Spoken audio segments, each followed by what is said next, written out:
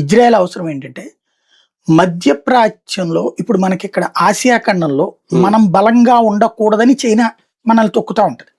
మన దగ్గర ఉన్న వాళ్ళతో ప్రాపగాండా గేమ్ నడిపించడం కానీ ప్రభుత్వాలు అస్థిరపరిచే ప్రయత్నాలు చేస్తూ ఉంటది.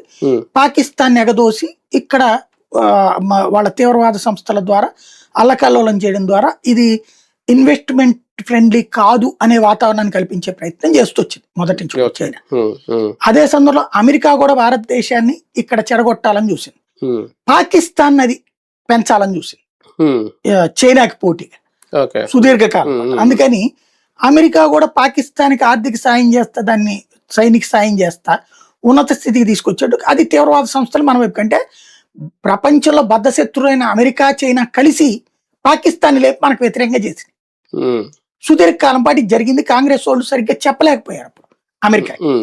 అటల్ బిహారీ వాజ్పేయి వచ్చాక ఈ అమెరికా వాళ్ళకి ఏంటంటే మనం గొర్రెల కల్చర్ రకంగా. ఇప్పుడు మనం ట్రాఫిక్ దగ్గర నుంచున్నప్పుడు సిగ్నల్ లైట్ పడుతుంది, మనం నుంచుని ఉంటాం. అక్కడ రెడ్ లైట్ ఉండగానే ఒకటి సర్రమని వెళ్ళిపోతాడు, అందరు వెళ్ళిపోతారు వాడి వెనకాల. అక్కడ చూడరు వాళ్ళు సిగ్నల్, ముందోడిని చూస్తున్నారు వీళ్ళంతే. అదే ఒక్కోసారి గ్రీన్ లైట్ పడ్డప్పుడు ఎవడో కదడు. ఇది ఒక కల్చర్ మనకి. అట్లాగే అమెరికాలో ఉన్న వాళ్ళకి అది ఒక కల్చర్. వాళ్ళు ఆ ముందోడు ఏదంటే అదే అన్నటువంటి మెంటాలిటీ ఉంటుంది. అలాంటిది